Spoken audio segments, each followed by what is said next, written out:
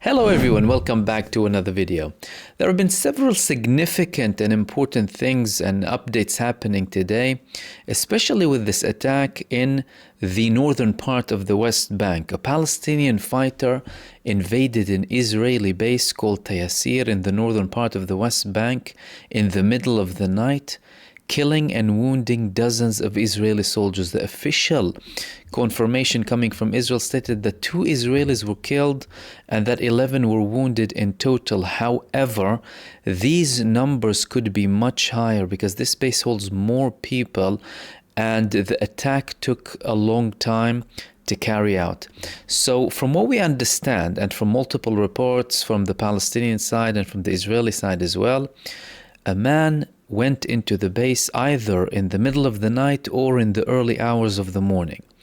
Several of the Israeli genocide terrorists who were in the base were attacked.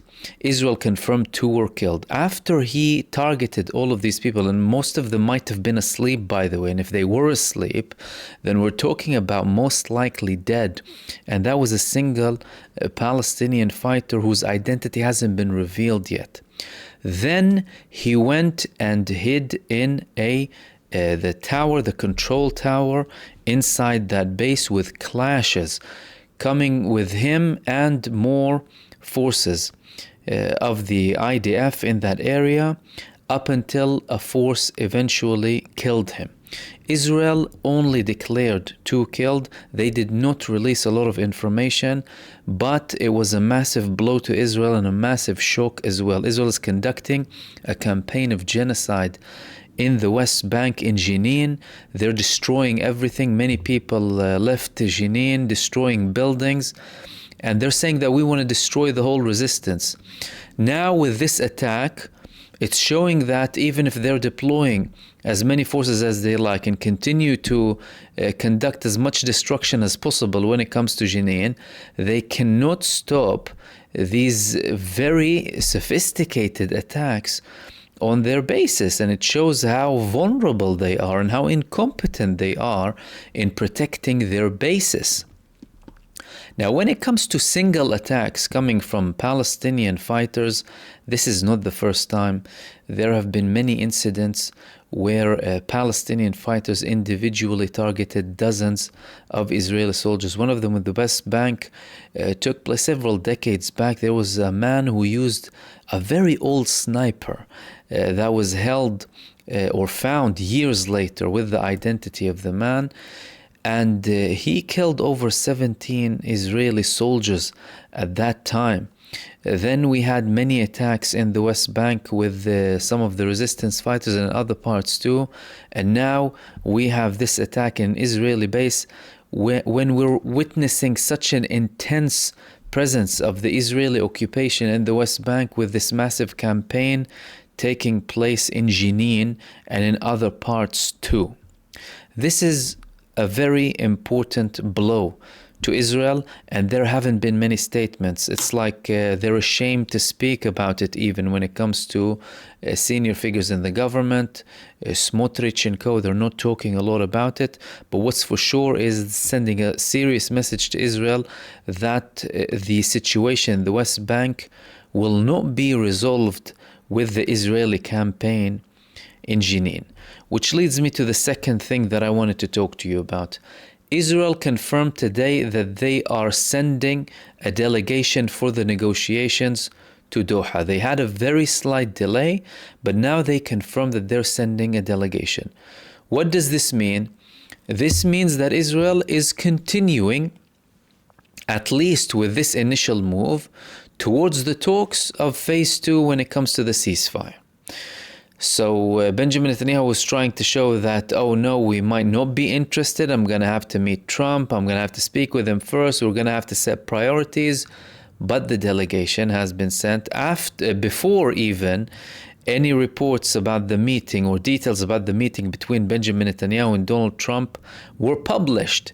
All we know is that yesterday he did meet with Witkoff, and Witkoff said, we are in process of the negotiations when it comes to phase 2. Did he have another telling off from Witkoff to push him to send the delegation towards the second phase and talk about the second phase? And is that related to him sending the delegation now rather than the weekend? Because when they initially delayed sending a delegation, the government of Netanyahu, they started having reports that we're going to send them more towards the weekend, after everything's concluded, after Benjamin Netanyahu sits with Trump, after he finishes the visit to the US. And now he is extending his visit to the United States.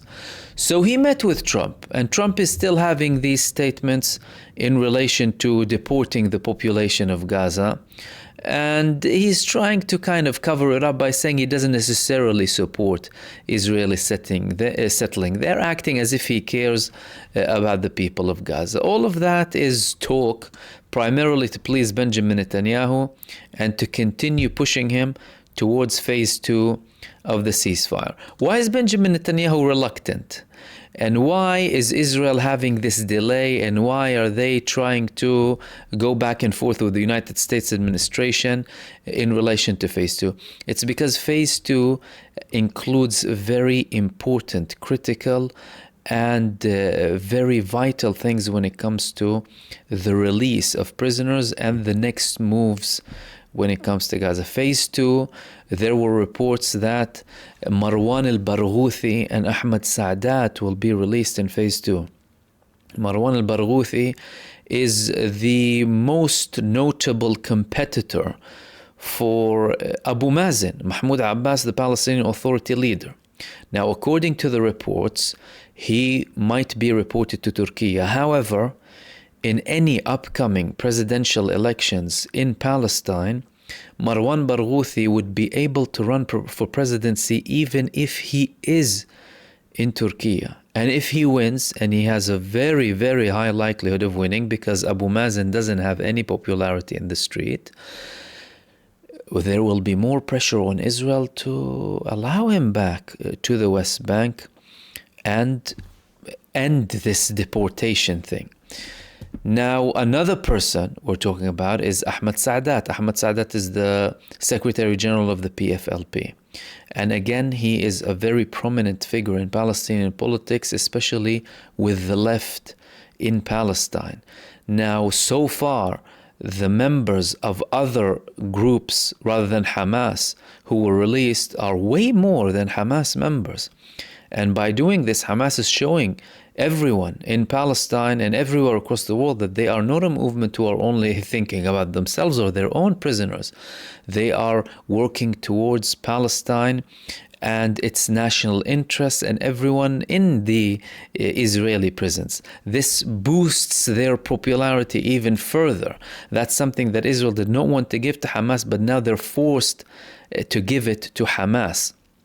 And the release of Marwan Barghouthi and Ahmad Saadat is going to be another move that will increase the popularity of Hamas, give them a more of a symbolic victory as well, alongside the ground victory, defeating the Israeli army and making sure that they fail with their mission to ethnically cleanse the Palestinians and destroy the Palestinian resistance and make sure that Gaza doesn't pose a threat again. Israel failed on every level when it comes to their objectives inside of Gaza.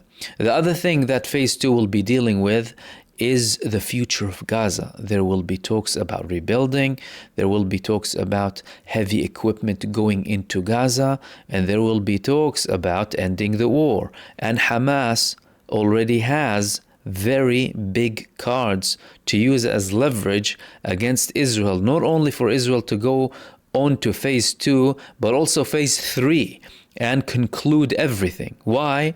Because they're gonna leave the Israeli commanders, the officers, the senior military personnel that they captured on the 7th of October up until the final moment. A senior figure in the Israeli delegation for the negotiations, he told one of the family members of the prisoners of war in Gaza before, just a few days back, that there could be a possibility that not all of the bodies will be returned. And Hamas are insisting that we completely withdraw from Gaza and end the war before they release everyone. And another senior figure from Hamas called Mahmoud al-Mirdawi, he also made a statement recently saying that yes, Israel is having certain delays when it comes to the ceasefire. However, our movement, we have moves that will pull the rug from under the feet of Benjamin Netanyahu, and we won't give him any excuse to return to the war. Hamas previously stated several times that we are very much focused on implementing every detail when it comes to the ceasefire, and they don't want to give Israel any excuses. Now, with phase 2 having more significant things about to happen and be implemented, Benjamin Netanyahu might try a few things. However, he is tied to an agreement. And clearly, despite all of the statements that we're hearing from the Trump administration, they are pushing him to continue with phase 2. And this declaration today coming from Benjamin Netanyahu and his government that they are going and sending the delegation to Doha indicates that they are indeed starting the process when it comes to phase 2 of the ceasefire. Which leads me to the following thing that I wanted to talk to you about. Israel always hides its losses when it comes to the Israeli army. So far, approximately 900 they confirmed were killed during these past 15 months. However, the new Israeli chief of staff, Zamir, he made a slip. I'm not sure if he deliberately admitted it, but he said that in Israel there are 5,942 individuals who joined the list of the bereaved families in 2024. This is a term used for the casualties of the Israeli army. He also added more than 15,000 injured being absorbed into rehabilitation systems, according to a report based on Channel 12, the Israeli Channel 12. Okay, what does that mean? This means that this number that Zamir is talking about is over 6 times larger than the official number coming from Israel. Did he have an actual slip, or did he have a deliberate slip to cover up the actual number, which could be bigger than that? That's another. What we know for sure is, based on this statement from the new IDF chief of staff, 6,000 Israeli soldiers were killed in the past 15 months. Not 900 like what the Israeli official narrative is. So they're saying only 900 were killed, and they constantly deny and hide. Although, again, lots of these things were debunked during the war, even from people, for example, who work in the IDF cemeteries inside of Israel, saying that we bury someone every hour. And this is very important because this statement proves again that the leadership in Israel is lying to the public when it comes to losses and when it comes to the IDF casualties, when it comes to the people in rehab. They lie to the people when it comes to the economic losses of Israel, and they lie about everything. And now with them going into this ceasefire and all of the scenes coming from Gaza about people returning to the north, although it's destroyed, and so many thousands of the Palestinian resistance fighters roaming the streets. Today, there was a funeral for Ghazi Abu Tamma', who was from the command of Al-Qassam brigades inside of Gaza, with thousands of Palestinian fighters and people going to his funeral, declaring that they're going to continue up until they liberate Jerusalem. They're going to Jerusalem in their millions and pledging allegiance again and moving on. The Israelis are seeing those scenes, and from their perspective, they are saying, well, you've been lying to us all of this time. Netanyahu is no longer talking about eliminating Hamas. He's talking now about defeating Hamas or removing their military capabilities. However, he went into a ceasefire without achieving any of the objectives of the war that he declared, eliminating Hamas, making sure Gaza doesn't pose a threat, and returning the Israeli prisoners of war. He didn't get any of that up until he went into negotiations. And that's why over 95% of Israelis believe that they lost during the war, and only 5% believe that they actually won. Another thing that I wanted to talk to you about in relation to phase 2 of the ceasefire is that there's a lot of debate about heavy equipment going into Gaza. Now, Mahmoud al-Mirdawi, another senior figure from Hamas, said that Turkey, they actually promised the Palestinians that they will ensure that they will be sending field hospitals and heavy equipment inside of Gaza. But it's not only stopping with Turkey. He said that Turkey promised them, but it's also with Egypt. Trump has been applying pressure on Egypt and Jordan for the past several days to accept the Palestinian population inside of Gaza and ethnically cleanse Gaza. However, today there were more videos published of heavy equipment coming from Egypt into Gaza, tractors and equipment to deal with helping, taking off the rubble, reconstruction, all of that, coming from Egypt into Gaza. That's despite the pressure. So clearly, there are things happening when it comes to reports, but on the ground, other things are happening. Now, when it comes to the implementation of the phase 2, of the second phase, when it comes to the ceasefire, we will only know that once all of the details have been confirmed. And judging by the first phase, there were many cases of delays. There were many cases of broken promises initially. Even once an agreement has been achieved, Benjamin Netanyahu delayed the declaration. Benjamin Netanyahu and his government tried to delay the declaration, delay the implementation. When the implementation took place, they tried to hinder certain things with a couple of breaches. When there were certain prisoner exchanges, he tried to again cancel until further notice the release of Palestinians, because he wanted the Palestinian resistance to release Israeli prisoners of war on the conditions of Israel. Again, that did not happen. And then again, he delayed the talks about phase 2, and now he is sending a delegation. Based on all of this pattern, we could potentially see the same thing. More delays, no clarity, no visible clarity. Of course, we can try and read between the lines. However, when the time comes, they will move on to phase 2, although Israel, from their perspective, it's very harmful for them to go into phase 2 and phase 3, harmful for Netanyahu primarily, not for the people who want to end the war.